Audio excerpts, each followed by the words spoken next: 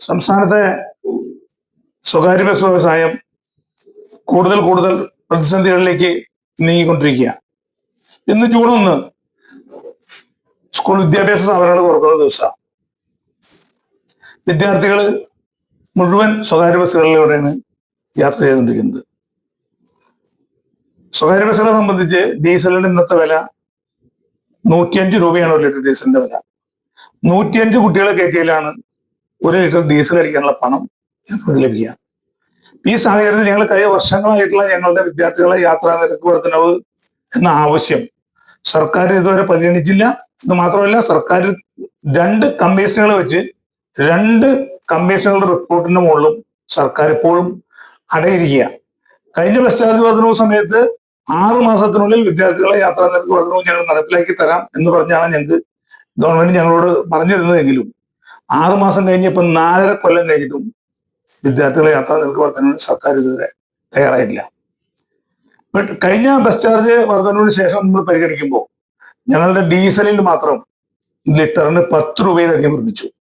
അപ്പൊ ഈ അടുത്ത കാലത്ത് പുതിയ ഈ പശ്ചിമേഷ്യൻ മേഖലകളിലുണ്ടായ യുദ്ധത്തിന്റെ ഭാഗമായിട്ട് 8 രൂപ വർദ്ധിപ്പിച്ചു എന്ന് പറയുമ്പോൾ അതിനു മുമ്പ് സ്റ്റേറ്റ് ഗവൺമെന്റ് സാമൂഹ്യ സുരക്ഷാ പെൻഷന്റെ പേരിൽ വേറെ 2 രൂപ വർദ്ധിപ്പിച്ചിരുന്നു. അപ്പൊ അങ്ങനെ 10 രൂപയോളം ഡീസലിൽ മാത്രം വർദ്ധിച്ചു. ഡീസലിൽ മാത്രമല്ല, സ്വകാര്യ ബസ് മേഖലയുമായി ബന്ധപ്പെട്ട oil, grease, spare parts, tyre തുടങ്ങിയ എല്ലാ മേഖലയിലും വലിയ ഭീമമായ വിലവർദ്ധന നടപ്പിലാക്കി കഴിഞ്ഞു.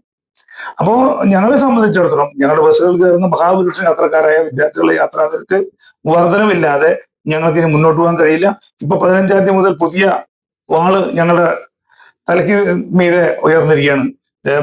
മറ്റേ എല്ലാ സ്ത്രീ യാത്രക്കാർക്കും KSRTC ബസ്സിൽ സൗജന്യം കൊടുക്കാൻ തീരുമാനിച്ചിരിക്കുക.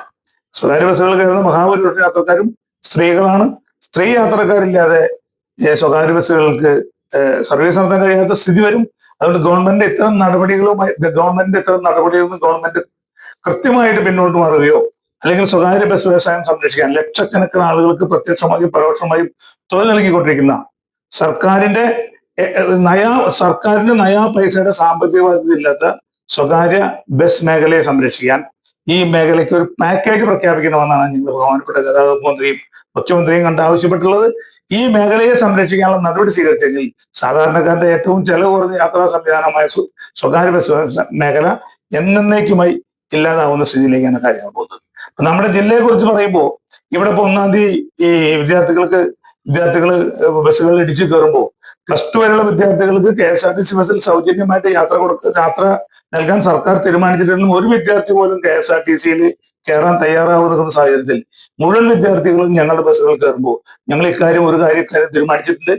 എല്ലാ വിദ്യാർത്ഥികൾക്കും നിർബന്ധമായും കൺസെഷൻ കാർഡുകൾ, സർക്കാർ അംഗീകൃത മാതൃകയിലുള്ള കൺസെഷൻ കാർഡുകൾ കാണിക്കാത്ത ഒരു വിദ്യാർത്ഥിക്കും കൺസെഷൻ കൊടുക്കേണ്ടതില്ല ഞങ്ങൾ തീരുമാനമെടുത്തിട്ടുണ്ട്. ഇത്തരം സന്ദർഭങ്ങളിൽ പലപ്പോഴും പോലീസും മോട്ടോർ വാഹന വകുപ്പും ഞങ്ങളെ കാര്യമായ രീതിയിൽ പീഡിപ്പിക്കുന്ന നടപടിയുണ്ട്. ഇനി മുതൽ തുടർന്നങ്ങോട്ട് ഇന്നത്തെ ഈ പ്രത്യേക സാഹചര്യത്തിൽ തുടർന്നങ്ങോട്ട് ഞങ്ങൾ സർക്കാർ അംഗീകരിച്ച വിദ്യാർത്ഥികൾക്ക് മാത്രമേ, ആ സർക്കാർ അംഗീകൃത മാതൃകയിലുള്ള കാർഡുകൾ കാണിക്കുന്ന വിദ്യാർത്ഥികൾ മാത്രമേ കൺസെഷൻ കൊടുക്കേണ്ടതുള്ളൂ എന്ന ഞങ്ങളുടെ തീരുമാനമുണ്ട്. അത് ഞങ്ങൾ കഴിഞ്ഞ സ്റ്റുഡൻസ് ട്രാവലിംഗ് ഫെസിലിറ്റി കമ്മിറ്റിയിൽ ഞങ്ങൾ ആ വിഷയങ്ങൾ പറഞ്ഞിരുന്നു. ജൂൺ 30 വരെ നിലവിലെ കാർഡ് ഉപയോഗിച്ച്, കാരണം അതിന് ഒരു മാസത്തെ ശരിക്കത് നേരത്തെ സർക്കാർ ചെയ്യേണ്ടതാണ്, അവർ ചെയ്യാത്ത സാഹചര്യത്തിൽ ഞങ്ങൾ ഒരു മാസം ജൂൺ 30 വരെ കഴിഞ്ഞ വർഷത്തെ കാർഡ് ഉപയോഗിച്ച് യാത്ര ചെയ്യാമെന്നും ജൂലൈ 1 മുതൽ ബസ്സുകൾ കയറുന്ന മുഴുവൻ വിദ്യാർത്ഥികളും സർക്കാരിന്റെ അംഗീകൃത മാതൃകയിലുള്ള കൺസെഷൻ കാർഡ് കാണിച്ചാൽ മാത്രമേ ഞങ്ങൾ അതും പുതിയ സ്റ്റുഡൻസ് ട്രാവലിംഗ് ഫെസിലിറ്റി കമ്മിറ്റി കൺവീനറായ RTO പെട്ട കാർഡുകൾ കാണിച്ചാൽ മാത്രമേ കൺസെഷൻ നൽകേണ്ടതുള്ളൂ എന്ന് ഞങ്ങൾ തീരുമാനിച്ചിരിക്കുന്നത്.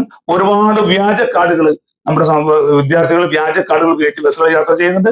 അത്തരം വിദ്യാർത്ഥികൾക്ക് ഒന്നും തന്നെ തുടർന്ന് കൺസെഷൻ കൊടുക്കേണ്ടതില്ല എന്ന് ഞങ്ങളുടെ തീരുമാനം. ഇക്കാര്യത്തിൽ ഞങ്ങളുടെ ഈ വിദ്യാർത്ഥി കൺസെഷന്റെ കാര്യത്തിലും വിദ്യാർത്ഥികളുടെ ചാർജ് കൊടുക്കുന്ന കാര്യത്തിലും ഈ സ്ത്രീകൾക്ക് KSRTC സൗജന്യം കൊടുക്കുന്ന കാര്യത്തിലും സർക്കാരിന്റെ ഭാഗത്തുനിന്ന് അനുഭവപരമായ തീരുമാനം ഉണ്ടായില്ലെങ്കിൽ ഞങ്ങൾ സംസ്ഥാനത്തെ മുഴുവൻ ബസ് ഉടമ സംഘടനകളെയും വിളിച്ചു ചേർത്തിക്കൊണ്ട് വലിയ പ്രക്ഷോഭ പാതയിലേക്ക് നീങ്ങാനാണ് ഞങ്ങൾ തീരുമാനിച്ചിട്ടുള്ളത്. ഞങ്ങൾ വീണ്ടും എടുത്തു പറയുന്നത്, സർക്കാരിന് പൈസയുടെ സാമ്പത്തിക ബാധ്യതയില്ലാതെ സർക്കാർ കാലാകാലങ്ങളിൽ പറയുന്ന മുഴുവൻ സാമൂഹിക ബാധ്യതകളും നിറവേറ്റുന്ന ലക്ഷക്കണക്കിന് ആളുകൾക്ക് പ്രത്യക്ഷമായും പരോക്ഷമായും തൊഴിൽ നൽകുന്ന ഈ വ്യവസായത്തെ സംരക്ഷിക്കാൻ സർക്കാരിന്റെ ഭാഗത്തുനിന്നും അനുകൂലമായ തീരുമാനം ഉടനടി ഉണ്ടാവണമെന്നാണ് ഞങ്ങളുടെ ആവശ്യം.